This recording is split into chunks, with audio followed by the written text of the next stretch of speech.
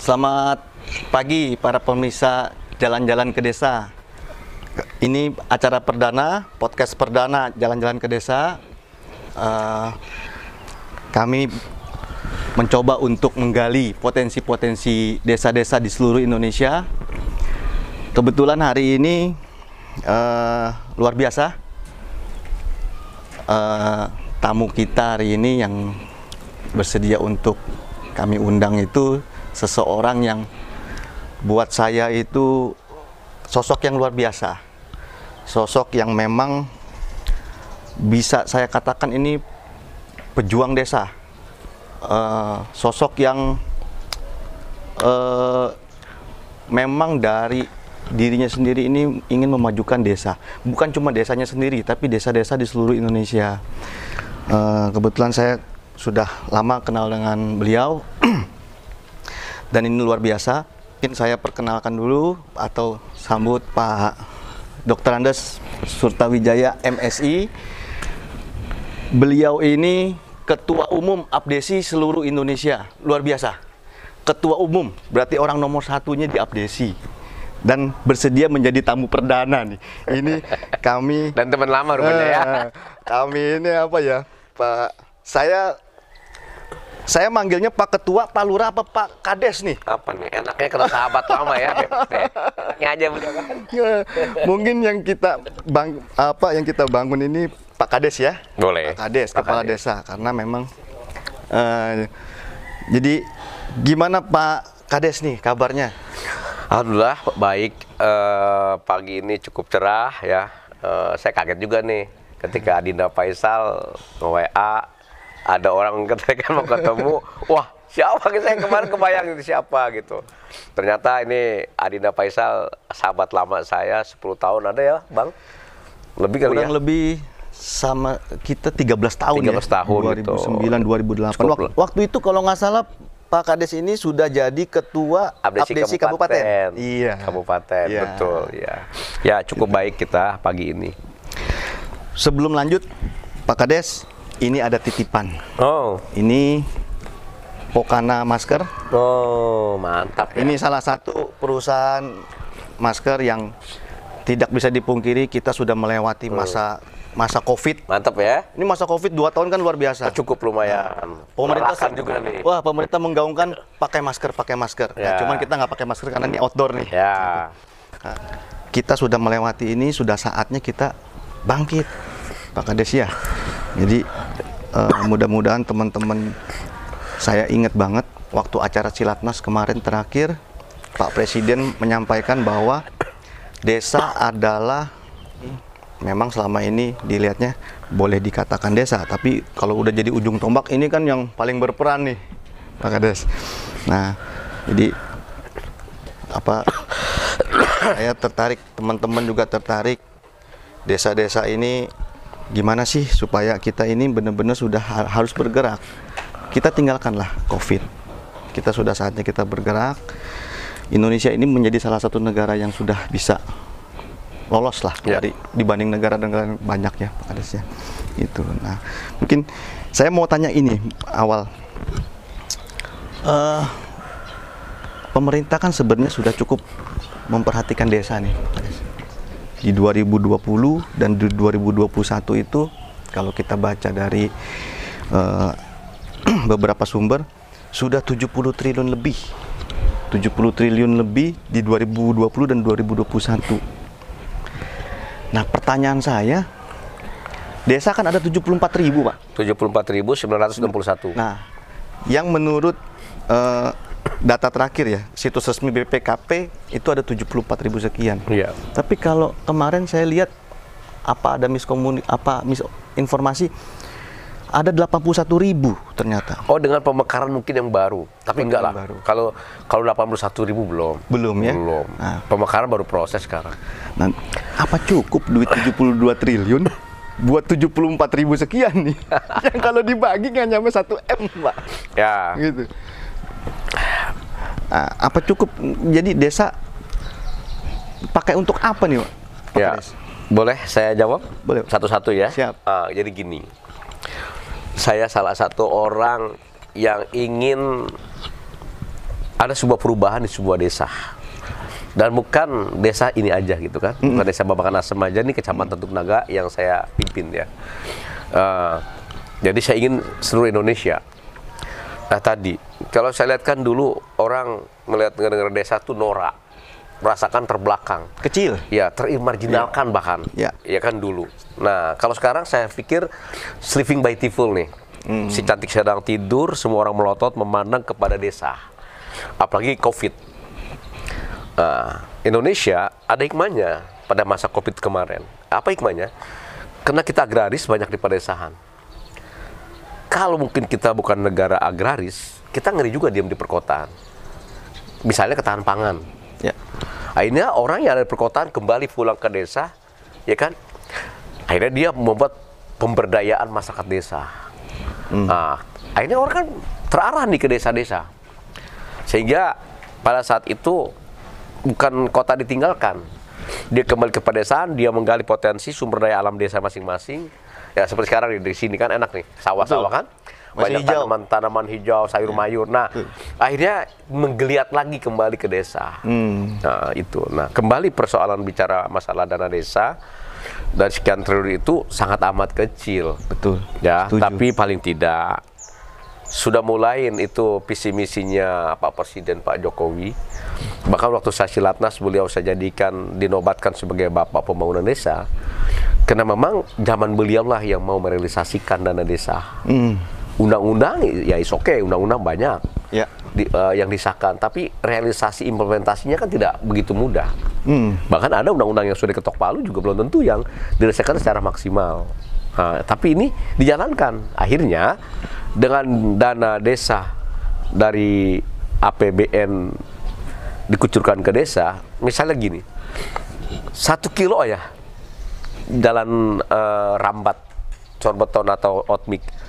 Coba kalau satu desa 1 kilo, udah 74.000 kilo lebih. Betul. Yang dibangun pada saat itu per tahun. Kebayang nggak tuh? Dulu belum ada itu begitu kan? Iya, iya, iya. Nah artinya maka saya bilang mungkin step by step ya, bertahap nih pembangunan desa. Makanya saya bilang kemarin kenapa saya minta 1 digit ditaiki setelah COVID ini agar percepatan pembangunan desa akan lebih cepat. Sesuai dengan tadi bahwa Indonesia dibangun dari pinggiran. Ya pinggirannya kan desa. Desa pesisir, ya kan? Desa wisata, ya desa saya bilang tadi bentuk-bentuk desa lainnya gitu kan. Nah itulah yang saya pikir saya menyambut baik apa yang disampaikan oleh Pak Presiden saat itu. Kalau bicara undang-undang desa, Pak, kalau saya nggak inget, kalau saya nggak salah nih, dulu ada almarhum Pak Surta, Pak Sudir, Pak Sudir. Almarhum Pak Sudir. Itu pejuang undang-undang desa. Ya, sangat amat. Wah, sampai muncul Undang-Undang Nomor 6 tahun 2014 ya. Nah, itu isinya apa sih, Pak? Kalau boleh sekedar tahu. Oke, mungkin saya salah satu pelaku ya, saksi untuk orang Banten. Di Banten tuh dulu ada yang namanya Lurah Rukyat, waktu dia masih aktif ya. Ada Pak Lurah Haidir, Kades ya lah. Lajim ya. Kades ya. Ya. Kita cenderung sebut lurah biasanya. Nah, jadi pada masa itu yang namanya Pak Sudir almarhum, ada Pak Sudir Santoso, ada Pak Priyo Budi Santoso. Pak Priyo Budi Santoso. Itu wakil DPR RI apa ketua waktu saya lupa, udah kelamaan nih. Termasuk Pak Budi Manjatmiko.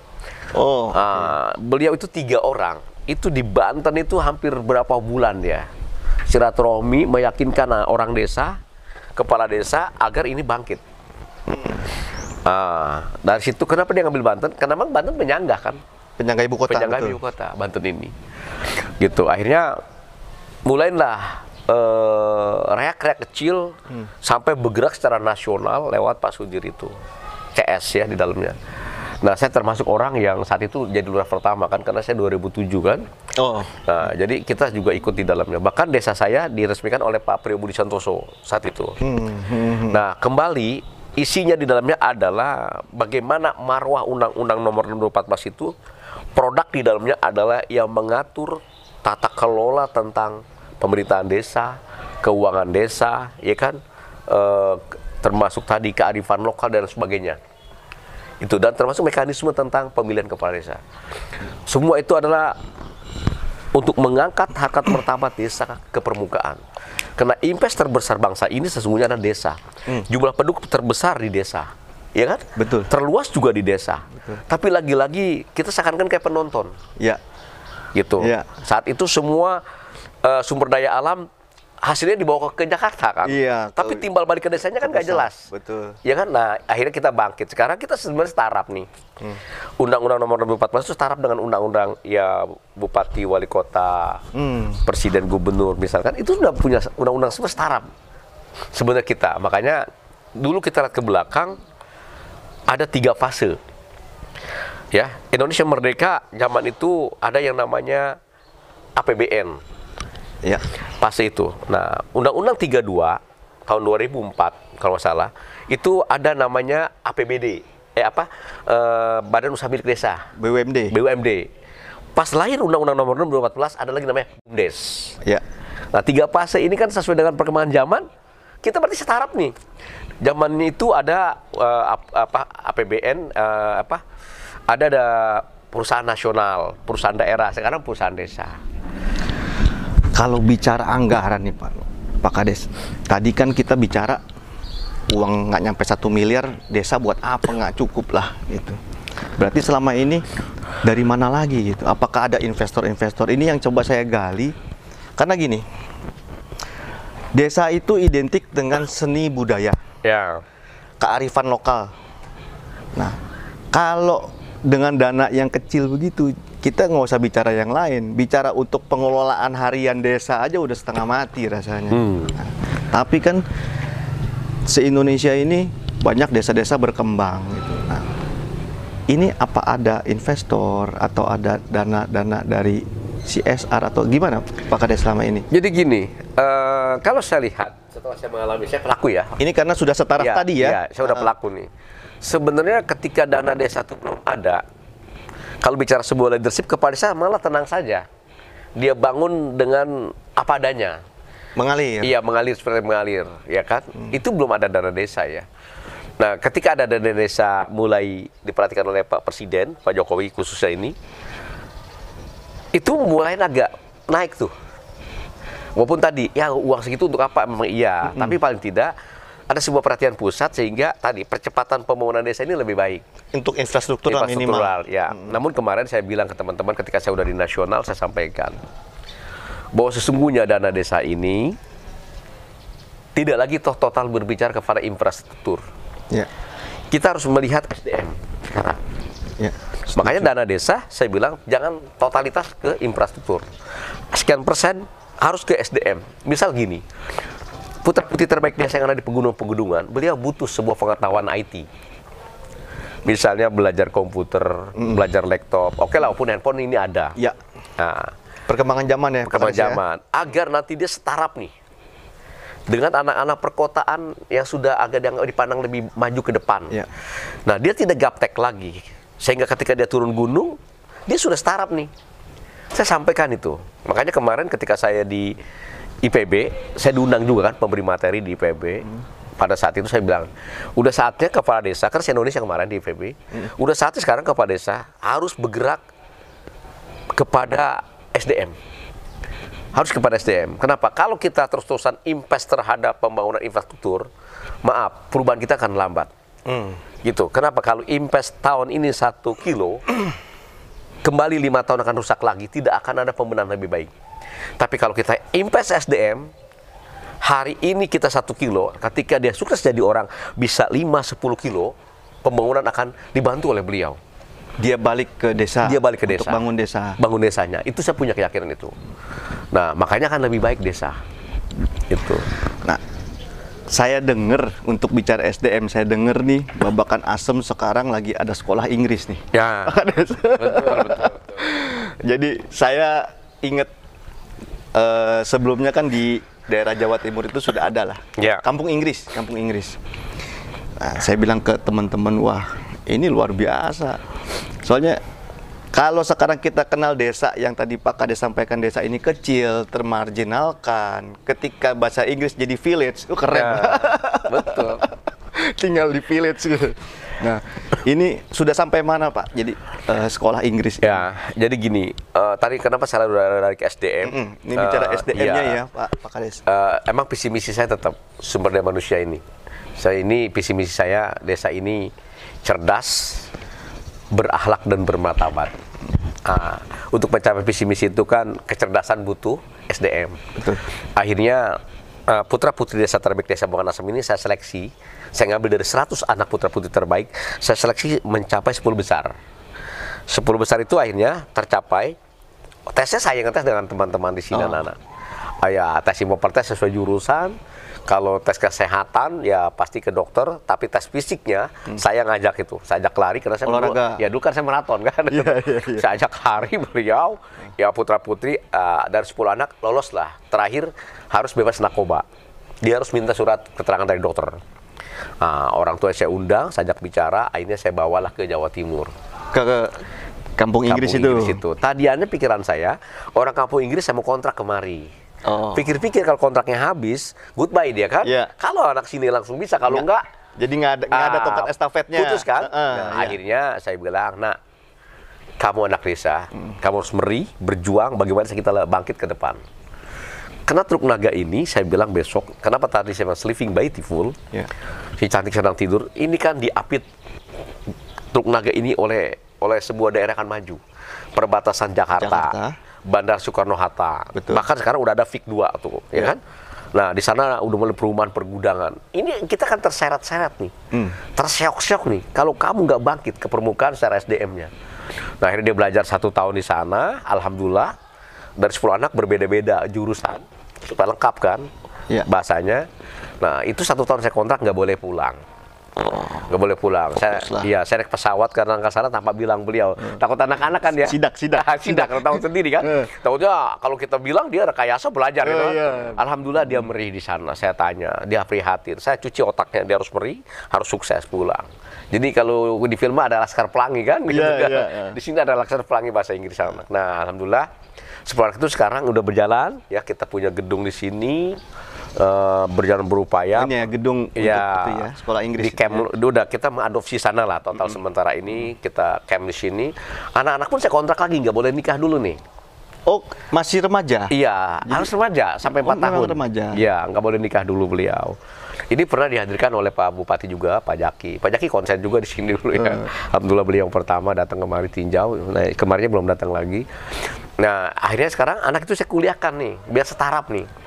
Tujuannya kenapa nggak boleh nikah dulu? Saya tahu di kampung kan. Iya. Gede dikit belasan tahun nikah. Kayak nikah kan. Hobinya kan orang kampung itu tuh pesta kondangan.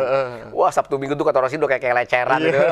Kondangan. Tapi anaknya nggak sekolah, anaknya nggak ngaji, nggak mondok. Sia-sia nanti jadinya ya. Iya, nah kita upayakan anak ini biar berkualitas. Ketika dia keluar pun dari kuliah, dia punya sarjana, ijazahnya, dia punya skill adalah kemampuan bahasa Inggrisnya. Saya yakin mudah-mudahan dia akan lebih baik. Nah, tujuannya adalah yang 10 anak ini, hari ini dia sebagai tutor, harapan saya besok saya sebagai manajer, sebagai direktur desa ini berkembang. Jadi setiap kampung dia buka, gitu. Menarik sih. Jadi proses lah kan ya, gitu. Kalau saya menarik. Contoh kecil lah. Memang kadang-kadang nggak bisa dipungkiri masyarakat kita ini kewes-wesan lah, ke barat-baratan lah. Kalau kita mesen di warung es teh manis 2.000 Pak Kades. Tapi kalau sweet iced tea jadi 5.000 nih. Betul. Nah, ini kan kampung Inggris, otomatis bisa ningkatin value lah. Cuman memang ada yang sedikit menggelitik juga gitu. Kenapa Inggris yang dipilih? Padahal kan sekarang ini udah global, udah global. Ya, sekarang udah dari Tiongkok sudah masuk besar. Korea Selatan pun sudah luar biasa gitu. Nah, yang sebenarnya mereka sudah sama nih. Tapi akhirnya memang apakah jadi pertimbangan Inggris itu tetap sebagai dasar, Pak Kades? Jadi gini, saya lihat gini, kita lari ke belakang. Sesungguhnya bahasa pengantar dunia kan bahasa Inggris. Bahasa dunia. Ya, kita kembali ke. Jadi saya nggak mikro nih, saya berbicara makro nih. Karena bahasa pengantar dunia kan bahasa Inggris. Dan jangan sampai juga saya bilang anak ini, ya nasib dia kan nggak tahu kita nih. Nasib anak-anak sini kita nggak tahu kan. Siapa tahu dia bisa punya SDM mumpuni, mampu bisa keluar kan. Sehingga composition dia lebih baik nih percakapannya. Punya modal awal. Ya, punya modal awal. Nah, itu yang saya pikirkan pertama. Dan merata. kemarin-kemarin udah mulai nih ada bahasa Mandarin gitu kan. Iya. Ya baru kemarin-marinya, tapi saya lihat tetap basic Inggris ya. antar negara tetap di Inggris. Saya pelajari gitu. Nah, saya bilang ya sudah deh, kamu ambil bahasa Inggris saja dulu gitu. Ke sana bener. Menarik sih, memang menarik. Jadi minimal kita bangkitin anak-anak ini untuk tetap semangat, karena kan ya kita agak susah untuk, saya setuju sama Pak Kades tadi bilang, jangan sampai nanti itu desa itu terimage-kan bahwa ini sesuatu yang kecil. Padahal ini ujung tombak loh. Ini sesuatu yang tanpa desa pembangunan ini tidak mungkin secepat ini gitu. Nah, itu saya setuju. Nah, kemudian gini, Pak Kades, ke depannya nih, Tangerang ini kan besar ya.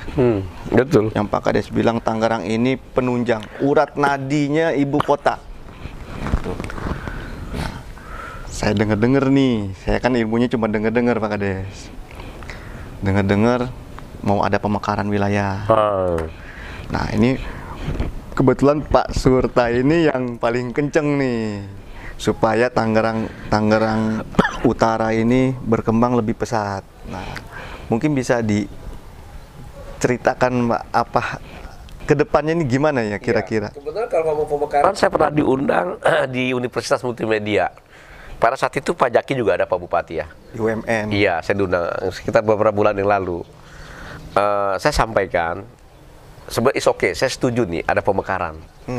Tapi saya maunya pemekaran ini tidak terburu-buru, harus mengikuti sebuah tahapan. Maksud saya, kenapa? Ada beberapa select daerah yang pemekarannya sudah jadi, malah kadang membebankan kepada pusat, tidak mandiri. Nah, ini kan juga untuk apa? Betul. Nah, saya bilang saya maunya proses. Bahkan waktu itu saya bilang, pemekaran ada 3. Mau prematur, mau disesar, ya kan, apa mau normal gitu. Ya. Ya kalau mau normal, otomatis kan tahapan diikuti. Studi kelayakannya, lihat dulu semua kan, income per kapita pendapatan daerahnya, itu kalau mau normal. Ya saya bilang kan, kalau mau prematur, ya sudah, merdekakan aja sekarang kan gitu. Ya kalau mau disasar, paksakan aja di sekarang kan gitu. Nah, saya cenderung, saya bilang saya normal untuk daerah kita ini kalau mau di pemekaran. Dan sebenarnya kita udah layak. Kalau diukur daerah-daerah lain, maaf nih, misalnya Tangerang bagian utara misalnya, kalau diukur dengan Cilangkahan, saya lihat kita masih lebih layak gitu. Apalagi kalau ngukur Tangerang Tengah, itu lebih layak juga gitu. Nah, cuman tadi saya bilang kenapa minta, saya inginnya adalah ini normal, tahapan-tahapannya biar bener nih, gitu kan? Nah, kembali ke SDM-nya, masyarakatnya juga harus ngeliat nih. Jangan sampai nanti ketika ini merdeka menjadi satu provinsi atau tadi pemekaran dulu misal masing-masing kabupaten kotanya, dan jadi penonton nih. Terjadinya biarkan dia berkompetisi dengan sehat, bersaing, masyarakat juga bisa mengimbangi kalau SDM-nya dibenahi. Tapi kalau nggak dibenahi, ya udahlah, akhirnya jadi penonton lagi, orang lain yang menikmati di sini kan. Nah, itu yang saya minta, kenapa proses dulu normal. Dan sekarang ngelihatlah dulu Tangerang Tengah, Tangerang Barat, bagian utaranya gitu. Nanti kalau mekar itu cita-citanya primadonanya apa Pak Kades di sini? Nah, primadonanya misalnya di utara nih ya. Saya manggil abang aja enak ya Pak. Kita udah lama saya anjing kalau manggil abang udah tahu ini enak. Jadi gini, misalnya kearifan lokal dari sebuah budaya. Dulu di Teluk Naga ini ada cokek Bang. Oh, seninya. Misalnya dari kesenian nih, kita lihat dari sudut kesenian budaya, hiburan. Hiburan. Sekarang juga ada, cuman saya ingin dikembalikan cokek itu. Ke dulu kan pakai sepan, wah indah lah dilihatnya, seninya bener. Ada kain cupitnya, bener-bener indah bener gitu kan.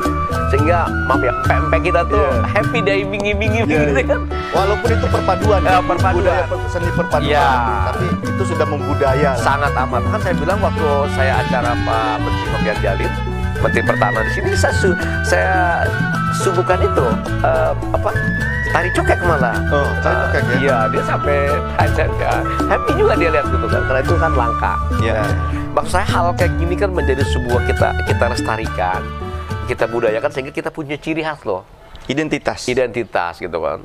Saya lihat di Teluk Naga itu ada dulu wihara tertua juga. Kalau nggak salah di Kampung Melayu Timur apa Pangkalan termasuknya. Dekat kecamatan tuh ada di situ. Ada wihara tua. Ada bonsai dulu di situ. Kalau musim setahun sekali kan. Kalau di Tangerang mungkin pecun ya. Ada perahu pecun. Nah, saya pikir itu dari kelompok minoritas, tapi itu bangkit maksud saya ke permukaan. Karena itu adalah bagian dari sebuah apa kita ya aset loh. Aset kita juga. Kearifan gitu. lokal lah. Kearifan lokal kita gitu. Nah, itu diantaranya. Kalau yang lainnya misal kita lihat dari wisata. Pantura ini Tanjung Pasir, kalau sudah tahun baru, Lebaran Idul Fitri, Pantai. aduh itu 10 kilo itu macetnya kan. Pantai penuh. Iya, kalau bicara marketing, udah nggak perlu lagi dipasarkan.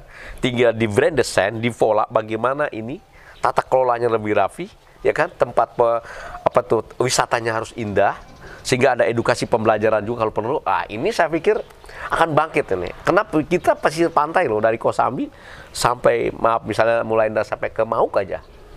Itu hebat sekali nanti. Itu kan ada Kohot. Iya, Kohot itu juga dapat punya laut. Tanjung Burung. Rawasaban. Rawasaban. Terus buat perniagaannya, perdagangannya rapi. Buat lagi dermaganya yang rapi. Wah, saya pikir ini Pantura Tangerang Utara. Wah, ada Pik 2 cantik sekali. Udah kasih ngapur itu kan. Bukan daerah kita loh Bang, kalau saya ke Pik 2. Ini daerah kita bukan sih gitu kan. Orang ke Pasir Putih. Ini Pasir Putih dari mana asalnya kan? Nah, saya lihat itu. Tapi kan kita nanti harus bisa ngimbangi itu Bang. Iya. Kalau kita nggak bisa ngimbangi itu. SDM itu ya, SDM Pak Kades tadi ya. nggak bisa dibantahkan. Maka saya bilang, SDM bisa dibantahkan. Cuma kan jangan sampai nanti ketika modernisasi ini masuk, nah kearifan-kearifan lokal itu semakin terkubur gitu Pak Kades. Sayang sekali. Makanya gini, bicara modernisasi globalisasi itu adalah bempernya adalah SDM. Ya. SDM bempernya kan pengetahuan ada 2 nih. Ada pengetahuan umum, ada pengetahuan agama. Pengetahuan umumnya kita perkaya nih anak-anak. Tapi jangan sampai tertinggal pengetahuan agamanya.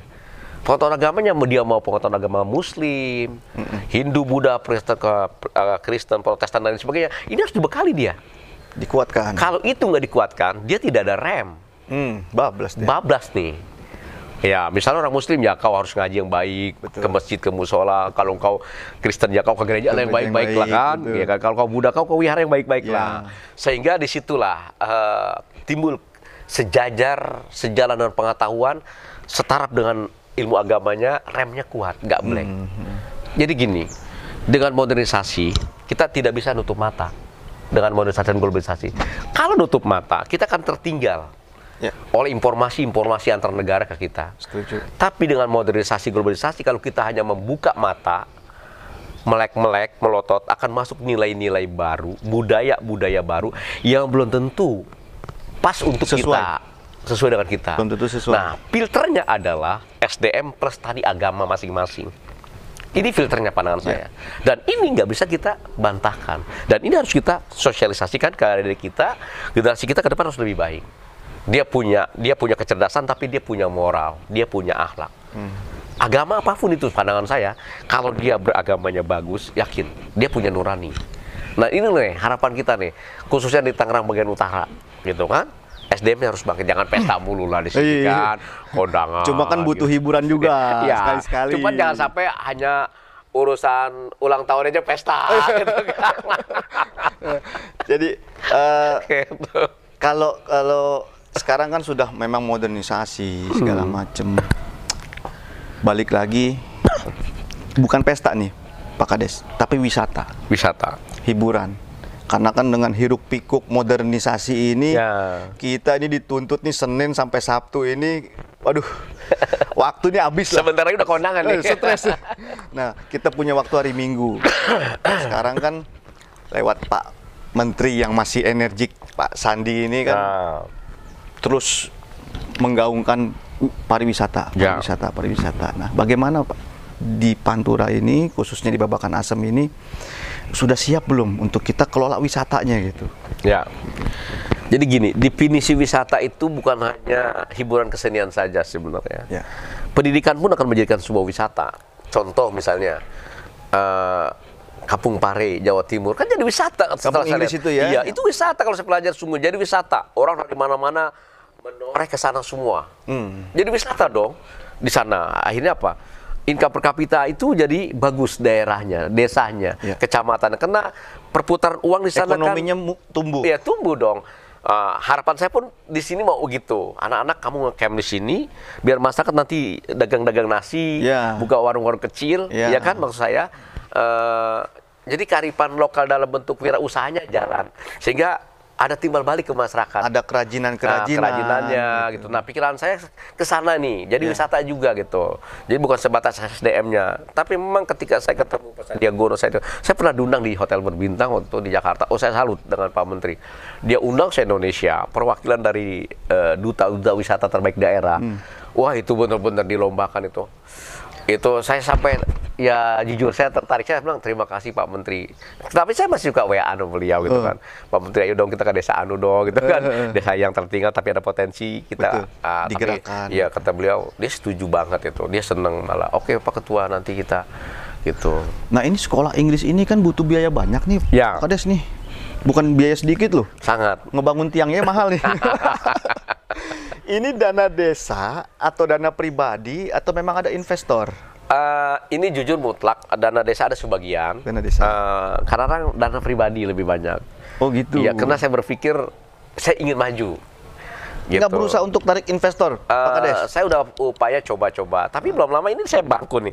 Udah diberikan nih, second nggak oleh BI malah. Ada seminggu yang lalu. Oh gitu. Iya.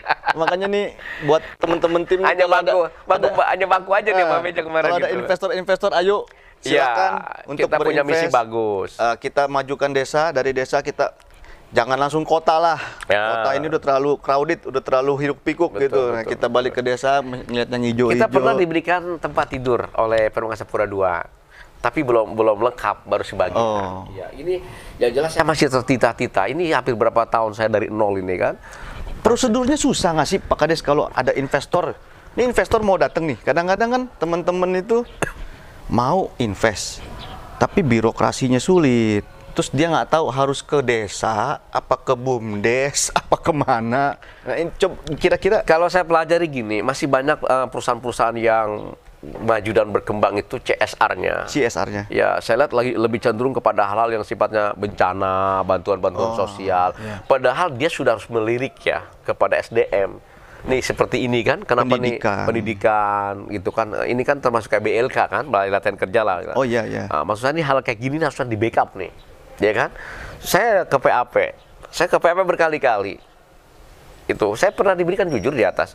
Aduh, kata saya, ini kan padahal perusahaan besar di pinggir bandara, kenapa sih nggak konsen gitu ya? Bikin sebuah sampel percontohan, ya kan? Desa saya ini, misal kampung Inggris, kelihatannya kayak malah saya lihat malah maaf ya. Ada satu perkampungan yang dia backup malah tuh hanya ya moles-moles jalan-jalan, taman-taman begitu. Padahal ini lebih penting SDM. Ini contoh, saya bukan aja. Setuju. Saya jujur, sayang banget ini kata saya.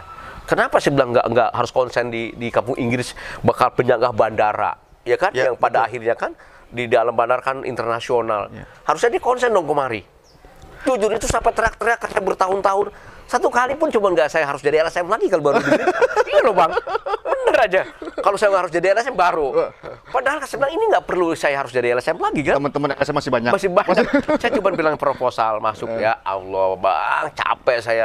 Tapi saya pelajari ada tetangga desa di polos-polos aja itu udah miliaran di situ. Padahal saya bilang itu edukasinya maaf ya. Ini lebih penting kalau pandangan saya. Ketimbang hanya mau Lobby-lobbynya kali Pak Kades. lobby saya kurang gimana. Kalau saya kan seperti Kadin gitu kan. Kita sempat bantu-bantu juga kalau ada urusan-urusan eksternalnya kan. Waktu pembebasan kita bantu. Kita sama abang kita Lurah Rukyat, Lurah Ingkir, kita bantu. Memang CSR itu memang kebanyakan untuk musibah, untuk yang kegiatan sosial. Justru kan mudah-mudahan ke depannya nih teman-teman untuk CSR-nya itu bisa ke pendidikan, ke kebudayaan, ke seni. Yang kayak tadi Pak Kades bilang, mau munculkan si cokek ini, emangnya cuman orang baris nyanyi doang kan kagak, harus ada alat musiknya. Ya, banyak lah, gitu Harus kan. ada kain. Ini kan. Pendukung itu banyak. Gitu kan. Nanti kalau anggaran desa ke situ, ini sekolah Inggris nggak jadi.